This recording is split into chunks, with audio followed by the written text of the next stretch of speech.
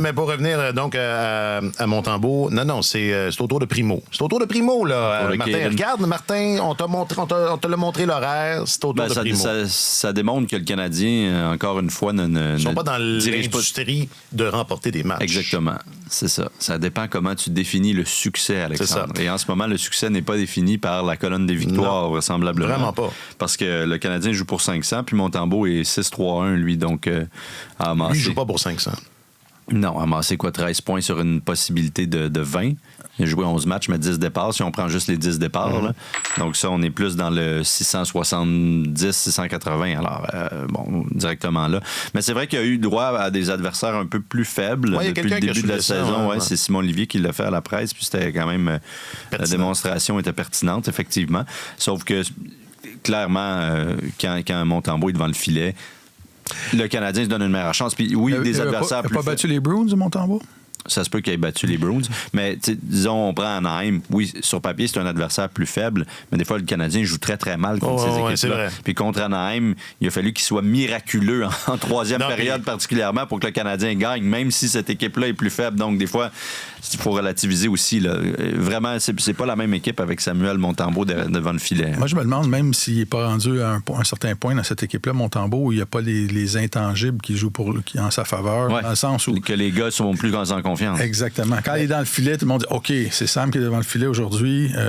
C'est à son tour. On va avoir une bonne performance devant le filet. » Et à l'inverse, avec Jake Allen, on dirait qu'on assiste à l'inverse. Oui. Puis peut-être. C'est rarement juste une coïncidence.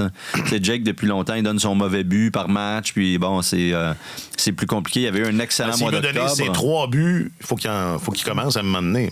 C'est ça. Ouais.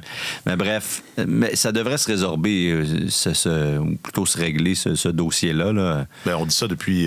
Non, mais depuis que Montembeault. Oui, mais là, maintenant que Montembeault a un contrat en poche, je pense que ça précise les choses. Ouais. Lui, il va rester. Tu sais que ça s'est passé pendant qu'on enregistrait. Ah ouais, on a attrapé ça, là. C'était vendredi matin. Il se passait quelque chose. Pendant qu'on parlait de lui, en plus. Oui. Ah, c'est la prophétie baladesque. Ouais. Qu'est-ce que tu penses de ce contrat-là?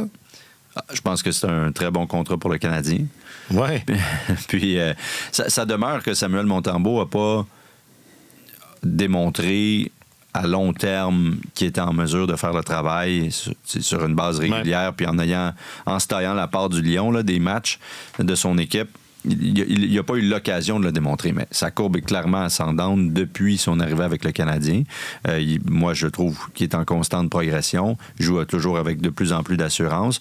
Alors, il n'y a rien qui indique que soudainement, il va avoir une régression dans ses résultats. Cela dit, on en a vu beaucoup des gardiens être assez bons pendant les 50-100 premiers matchs de leur carrière, puis disparaître après ça. Alors, je pense qu'il y a une certaine forme de sécurité aussi pour le CH, en disant que ce n'est pas un contrat à trop long terme, c'est 3 autres saisons, 3 millions, un peu plus par année. Mais ça devrait être payant pour le Canadien, normalement. Là. Puis Montembeault aussi a cette personnalité-là, un peu Teflon. Il n'y a rien qui semble affecter vraiment. Tout lui coule dessus. Il est super relax. Il fait un peu penser dans son attitude... Dans son attitude. Ça va être attention, parce que ça s'en va directement sur les réseaux sociaux. Dans son attitude. On enlève tout ça. Il fait un peu penser à Martin Brodeur dans la mesure où... Ça, on va du clic, mon vieux. Les entends-tu cliquer? Montembeault égale Martin Brodeur. Non, Alexandre Gascon, 2 points. C'est drôle parce que moi, j'ai pas eu l'occasion de couvrir Brodeur directement, mais les gars qui sont sur le beat depuis longtemps disaient toujours Martin Brodeur, tu sais, il n'y a pas grand-chose qui le dérangeait. Puis dans les dernières années, il y a une règle non écrite qui est devenue une espèce de loi divine dans la LNH. Le gardien ne parle pas le jour où il goal. OK? Ça, c'est de droit divin. Ça, je pense que c'est le 11e commandement, dans la Moïse. Ouais. C'était dans petit caractère. Là, ils l'ont juste raté. Dans le code, le code divin qu'ils appellent. Ils l'ont raté au bas. Là, il y avait un astérisque. Puis c'était marqué le goaler ne parle pas quand il goal. Quand il goal.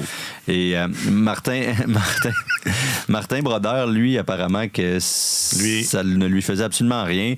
Et il y a plusieurs collègues qui disaient Brodeur nous parlait quand il venait jouer au Centre Bell à 5 heures. 17h, 17h30 avant d'aller jouer. Il n'y avait pas de problème avec son café. Il arrivait à l'aréna depuis peu. Puis bon, et apparemment que Brodeur disait, si je suis pas capable de vous parler 2 heures avant le match, comment je vais faire pour arrêter les rondelles tantôt? C'est un point valide. Et Samuel Montembeault... Moi, j'ai une anecdote sur Martin Brodeur. Attends, je vais juste finir ça, puis tu tireras. Mais Samuel Montembeault ne parle pas quand il joue, parce que c'est de droit divin. C'est une loi divine. Mais lui... c'est clair que ça le dérangerait pas. Et c'est juste pour illustrer sa personnalité vraiment décontractée. Quand je dis Teflon, c'est qu'il n'y a rien qui lui colle dessus. Il y a vraiment, je pense, la bonne mentalité puis la personnalité pour être le gardien à Montréal. Donc, ça joue aussi. Alors, c'est un bon contrat, puis ça reste que lui aurait peut-être pu aller chercher un petit peu plus d'argent sur le marché des joueurs autonomes. On le saura jamais. En même temps, le marché des gardiens, parfois, est un peu trompeur. T'sais, là, c'est presque 10 millions dans son compte en banque. C'est un gars qui pensait pas nécessairement avoir ce montant-là un jour. Il est proche de chez ses parents. Il passe beaucoup de temps avec sa famille. Il pourra jamais jouer plus proche de Bécancour. Là. Je pense pas qu'il y ait d'équipe de la Ligue nationale. Mais il va peut-être avoir une expansion. On va en parler tantôt. On verra. Mais il est clairement heureux. Puis tout le monde va être content là-dedans. Vas-y donc. Alors, mon anecdote sur Brodeur pour montrer à quel point c'est un gars détendu. Je me souviens pas en quelle année j'ai été affecté à la couverture du match d'étoiles à Dallas. 2006, ça se peut-tu? 2007, dans ce coin-là. Puis après le match, j'envoie mon texte, puis Éric Gagné était là. Il venait d'être échangé aux Rangers du Texas. Puis 2006, c'était bon. C'est ça, 2006. Alors, Éric me dit, j'ai été invité au party d'après-match du match des étoiles. Fait qu'il dit, viens avec moi, puis on va aller prendre un verre là. Alors, on est dans le party après le match des étoiles, et Martin Brodeur arrive. Et on le croise. Salut Martin. Il regarde Éric Gagné. Il dit, je t'ai vu, tu étais assis dans la section 215, dans le siège 3 et 4. Éric dit, quoi? Tu es en train de jouer dans le match des étoiles, puis tu as eu le temps de. Il dit, oui, je t'ai remarqué à un moment donné, pendant une pause, pendant un hors-jeu. J'ai dit, je connais ce gars-là. C'est Éric Gagné, ça. C'est quand même. En tout cas, j'avais trouvé ça très particulier. Je wow, le gars, il a une capacité de concentration assez élevé. C'est game over, ça, dans les estrades. Je connais ce gars-là.